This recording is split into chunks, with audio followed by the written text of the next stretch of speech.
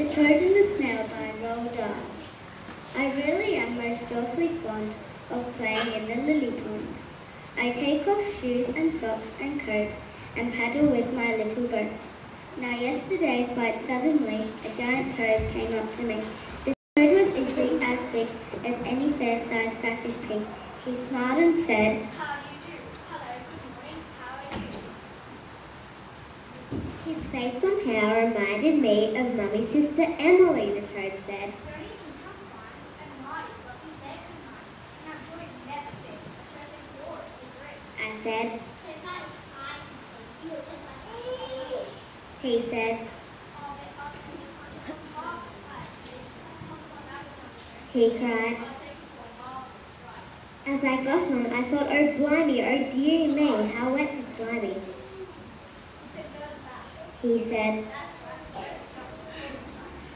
He jumped, oh how he jumped. By gum, I thought my final hour had come. My wrenched eardrums popped and fizzed, my eyeballs watered, up we whizzed. I clung on tight, I shouted. How much further are we going now? Toad said, his face all wreathed and smiled. Every jump is 50 miles. Quite literally, we jumped all over. From Scotland to the cliffs of Dover, above the cliffs we stopped for tea and toads are gazing at the sea. What do you say we take a chance and jump Oh dear, I said. Oh dear, do you think we should jump? I'd hate to finish in the water. The toad you'll find her give a wink for what we little children think. He didn't bother to reply. He jumped, you should have seen it fly.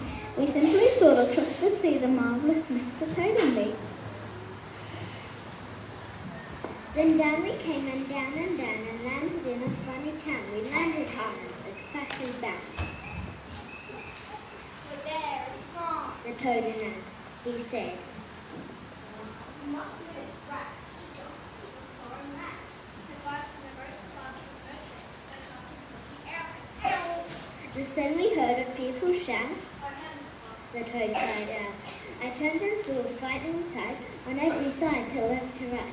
People were running down the road, running at me and Mr. Toad, and every person, man and wife, was brandishing a carving knife.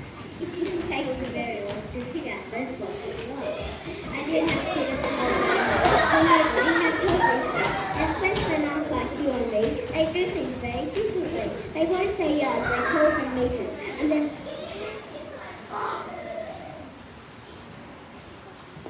And they're most peculiar eaters. A Frenchman frequently regales himself with half a dozen snails. The greedy ones will gulp a score of these vibrators and ask for more. In many of the best hotels, the people also eat the shells. Imagine that, my stomach turns. One might as well eat slugs or worms, but wait, read on a little bit. You haven't heard the half of it. These French go even more gulp. If someone offers them a frog, you'd better fetch a basin beak in case you're going to be sick.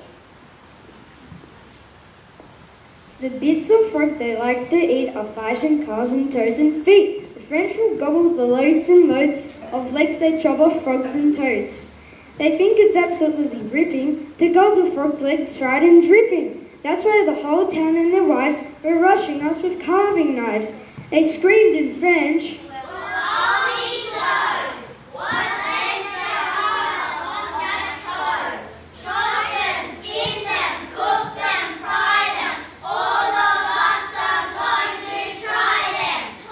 I cried. I'm not a fan, but ought we not to do about these rascals having come to greet you? All they want to do is eat you. Toad turned his head and looked at me and said, as cool could be. Calm down and listen carefully, please. We offer a couple of drums and teas. These crazy country want to eat. And I'll be tempted across the way. I'm happy to. He cried. And I don't have to say we are, don't move. He said and pressed a button on his head.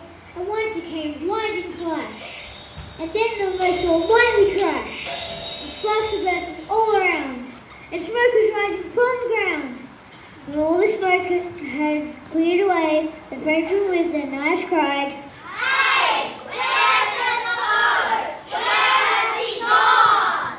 You see, I was now seen on a wonderfully enormous snail.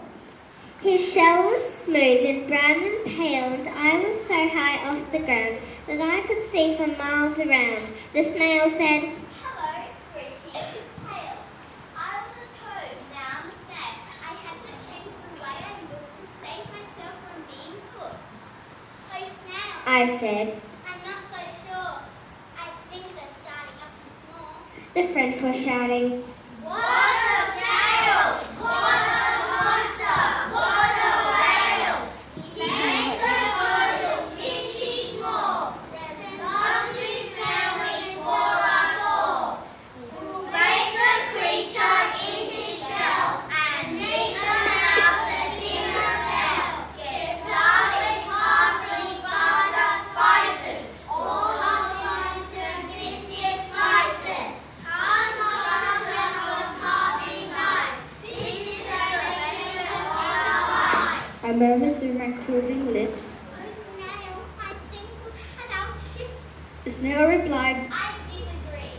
Those greedy Frenchies won't eat me. but on they came. They screamed, Yahoo! Surround the hoop and run him through! good gracious, I could almost feel the pointed blade, the shining steel. The snail was cool as cool could be. He turned his head and winked at me and murmured, and pulled a lever on his shell. I looked around. The snail had gone, and now who was I sitting on? Oh, what a relief! What joy! Because at last I found a friend. It was a gorgeous, glamorous, absolute, enchanting, roly-poly bird. He turned and whispered in my ear. Fancy seeing you, my dear. Then after he went indoors, I crossed his neck and hung on tight.